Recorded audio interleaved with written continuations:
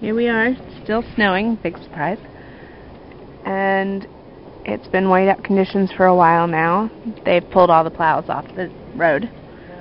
And you can now almost barely see our well. That's all that little brown thing is poking out, is our little decorative well. And it's just really windy and icky out.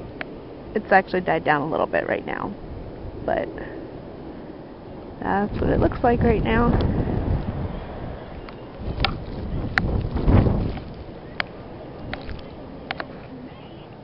Okay, I'm out here again for some bizarre reason, and we've got more snow coming. It's kind of hard to breathe. The snow's smacking me in the face, but I wanted to let you see. That's as far as we can see out here, which isn't very far. It's going to make us have to go back in.